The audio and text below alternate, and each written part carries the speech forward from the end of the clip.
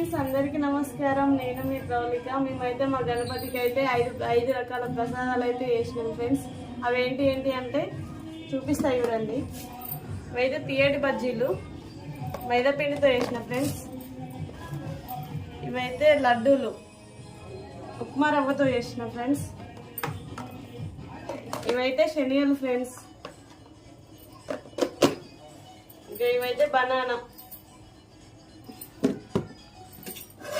ఇదైతే సిరా ఫ్రెండ్స్, సిరా.